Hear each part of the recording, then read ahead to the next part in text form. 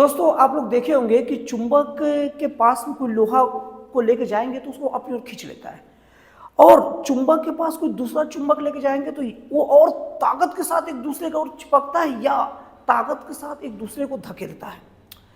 मतलब चुंबक चुंबक को आकर्षित भी करता है, प्रतिकर्षित भी करता है और चुंबकीय पदार्थ को अपनी ओर आकर्षित करता है। दोस्तों चुंबक और चुंबकीय पदार्थ में अंतर समझ लीजिए। चुंबक वो जो खींचे और चुंबकीय पदार्थ वो जो खिंचाए। मतलब लोहा चुंबकीय पदार्थ है और चुंबक तो अपना चुंबक ही है। तो दोस्तों आप लोग मैग्नेट और चुंबकीय पदार्थ को समझ गए होंगे।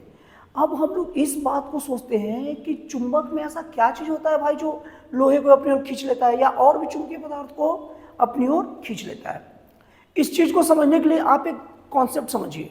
सार्वत्रिक गुरुत्वाकर्षण नियम का मतलब होता है कि धरती का हर कण दूसरे कण को अपनी ओर खींचता है।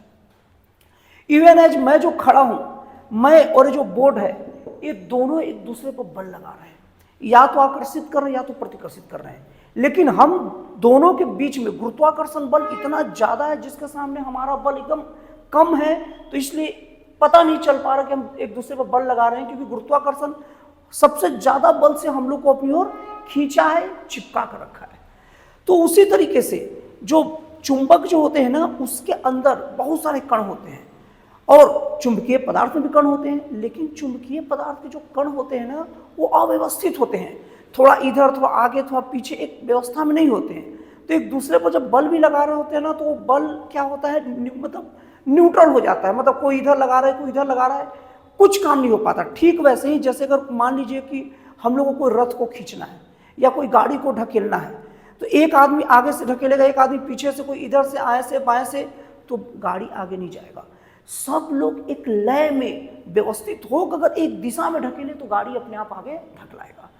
उसी तरीके से जो चुंबकीय पदार्थ मतलब लोहा अभी चुंबक नहीं हुआ है, उसके कण अव्यवस्थित हैं, तो इसलिए किसी और को नहीं खींच पाते। लेकिन किसी भी तरीके से अगर उसके पूरे कण को एक डायरेक्शन, एक सीध में अगर हम कर देंगे तो उसके कण व्यवस्थित हो जाएंगे और उसका सारा का सारा फोर्स एक ही ओर लगेगा।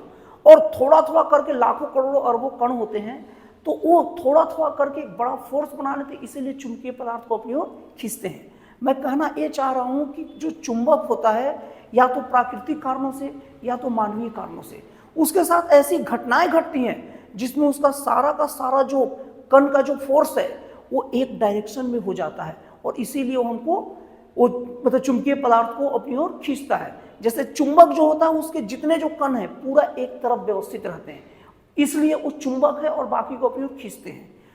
और जैसे जो लोहा है उसके कण व्यवस्थित नहीं है, इसलिए उसको मतलब चुंबक से तो खिंचाएगा, लेकिन एक लोहा दूसरे लोहा को अपनी ओर आकर्षित नहीं कर पाते हैं।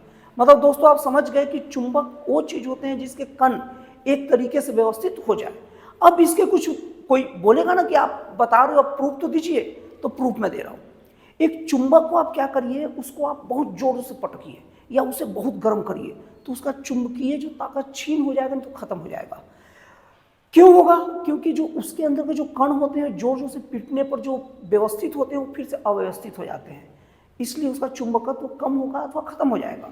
गर्म करने पर भी वही होता है। चुंबक को जब गर्म करोगे तो क्या होगा कि उसका चुंबकीय जो अंदर का जो अणु जो सेट है एक लय में, वो गर्मी की वजह से डिस्टर्ब होकर आगे पीछे होंगे, जिससे उसका चुंबकत्व खत्म हो जाता है। अब मैं आप लोग को एक खेल दिखाता हूँ। आप लोग देखे होंगे कहीं पर कुछ इलेक्ट्रिक का काम कराने जाते होंगे या कोई टीवी दुकान में, कि उनका जो स्क्रू ड्राइवर आता है ना, वो खुद चुंबक बन गया रहता है। कैसे? देखिए, लोहे को अगर आप बार बार चुंबक के संपर्क में जाकर लगड़ेंगे ना बार बार, तो क्या होगा कि जैसे कहते हैं ना, खरबूजे को देखकर खरबूजा अपना रंग बदलता है, उसी तरह चुंबक के कण तो क्या है, एक व्यवस्थित है और लोहे का कण अव्यवस्थित है। लेकिन बार बार जब उसको लगड़ देंगे, उसके संपर्क में आएगा, तो लोहे के कण भी बहुत ज्यादा मात्रा में व्यवस्थित हो जाते हैं, इसलिए लोहा भी क्या बन जाता है, चुंबक बन जाता है। अब दोस्तों आपको चुंबक के बारे में कुछ और भी जानकारी दे दूं।